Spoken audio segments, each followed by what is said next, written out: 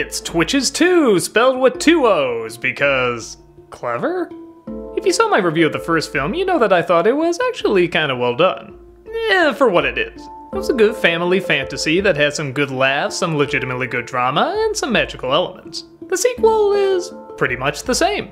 And not in a bad way like everything is on repeat, they do throw in a lot of new stuff. Heck, they actually take out a lot of the annoying things from the first one, like they very rarely say, "Go Twitches," or do any catchphrases. In fact, I can only think of 2 at the end, where they do that stupid little dance and then they both go, "Loser." Oh, that's painful. The rest of the film is once again kinda cheesy, but kind of interesting too.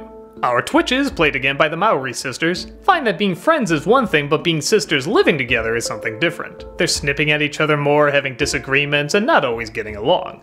But at the end of the day, they're still sisters and they still connect.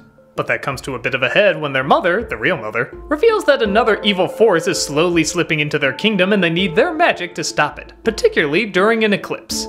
It seems that someone or something in the shadow world is starting to infiltrate their real world. Their magic can get rid of it for good, but there's one problem. While most of the people think it's Thanos, the villain from the first film, one of the sisters thinks it's her father. And because we don't see things from the point of view of the shadowy monster, it very well could be. This creates a rift between the sisters as well as the rest of the family, including their bickering protectors who have now decided to get married. All throughout the film, magical clues, backstory, shadows sneaking around, all indicate that something is up, but we don't quite know what. Is it the villain? Is it the father? Even if it is the father, look at this portrait of him. Maybe he's a bad guy too. After all, they were related. The pacing and atmosphere in this movie is still reasonably well done. So many times you'll just see a shadow sneaking in the background and you have no idea, is this for good or for evil? And this creates a nice family dynamic among our heroes.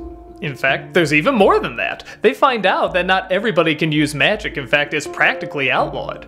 While the mother sees this as a necessity, one of the sisters doesn't.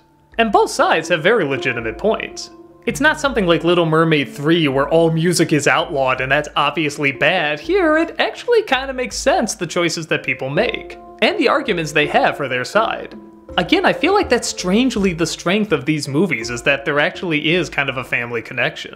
Disagreements don't always mean one is obviously right and one is obviously wrong. But on top of that, there's a ton of other things that Disney Channel viewers would like. You get to see them go on dates, you find out one might be a prince, but that turns out he's just wearing a butler's outfit because he works in the kitchen. There's a boyfriend who used to date one of the sisters and now he's dating the other one, but the shadow suddenly possesses him. Maybe it seems to be following him. There's all sorts of nice little touches going on. The effects are still pretty bad, but they're at least a little better than the last one. They at least try to go more cinematic with them. Sometimes they work, other times they're pretty awkward.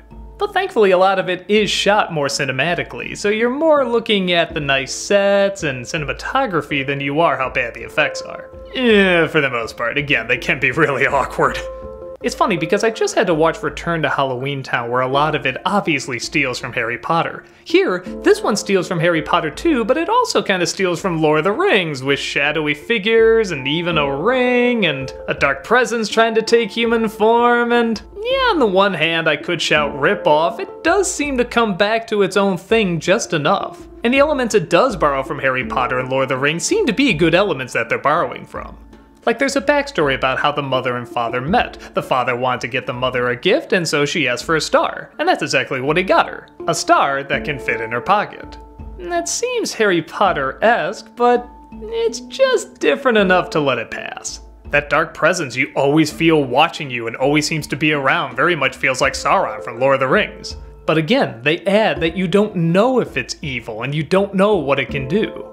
It's almost like it's similar ideas, but the changes they make are just enough to make it so it's not really distracting and you're still invested in the story. Add some good one-liners and even some good dramatic moments, and yeah, you have a sequel about as good as the first one. It still has hammered-in moments and schmaltzy moments, but again, I think that's kind of expected for a Disney Channel movie. When it wants to get a small laugh out of you, it works. And when it wants to get a little emotion out of you, it works then too. I'm actually kind of surprised I liked these movies as much as I did. I doubt I'll play it again, but I was glad I sat down and watched them once. It felt like there was a lot more to it than just sister if they were witches. It has its own universe, it has its own identity, and it has more than enough to keep kids entertained. I know it's weird, but as these Disney Channel movies go, these films are surprisingly pretty decent.